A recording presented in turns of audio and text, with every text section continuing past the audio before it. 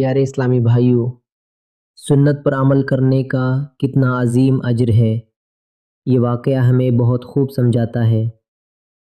سیدنا مجدد الفسانی رحمۃ اللہ تعالی علیہ دیگر معاملات کی طرح سونے اور جاگنے میں بھی سنتوں کا خاص خیال رکھا کرتے تھے۔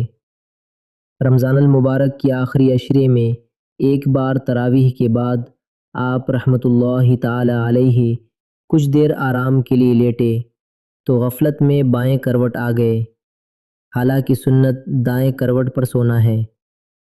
اتنے میں خادم آپ کے قدم مبارک دبانے لگا۔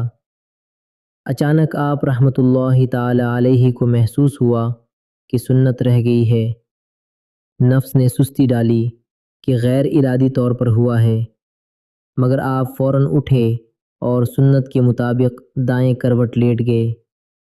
آپ فرماتے ہیں کہ جیسے ہی میں نے اس سنت پر عمل کیا، برکتیں، رحمتیں اور انوار ظاہر ہونا شروع ہو گئے، اور ایک آواز آئی، سنت پر عمل کرنے کی برکت سے قیامت میں تم پر کوئی عذاب نہیں ہوگا، اور تمہارے قدم دبانے والے خادم کی بھی مغفرت ہو گئی۔ پیارے اسلامی بھائیوں، دیکھا آپ نے، سنتوں پر عمل کرنے میں کتنی عظیم برکتیں ہیں۔ اگر ہم بھی سنت کے مطابق سونے کی عادت بنا لیں تو ہمیں بھی یہی نورانی برکتیں نصیب ہوں گی۔ اور یہ بھی معلوم ہوا کہ اللہ عز و جل کے صالح بندوں کی خدمت کرنا بھی بہت بڑی فضیلت ہے۔ سونے سے پہلے یہ دعا پڑھیں، اللہم بسمک اموت و احیا۔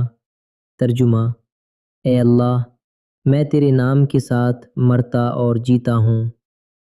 نیز سنت یہ ہے کہ سر کو شمالی ستارہ کی سمت رکھ کر دائیں کروٹ سویا جائے تاکہ چہرہ قبلہ کی طرف رہے۔ دنیا کے ہر حصے میں شمال کی سمت مختلف ہو سکتی ہے، اس لیے مقصد صرف یہ ہے کہ دائیں کروٹ اس انداز میں سویا جائے کہ چہرہ قبلہ رخ رہے تاکہ سنت ادا ہو۔ نیند سے بیدار ہوتے ہی یہ دعا پڑھیں، الحمدللہ الذی احیانا بعدما اماتنا والیہ النشور۔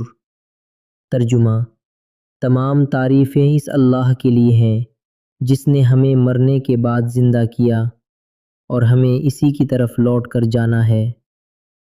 فقہی کتابوں میں ہے کہ بیداری کے فوراً بعد نیت کر لی جائے کہ آج میں تقوی اختیار کروں گا، نیکی کروں گا اور کسی کو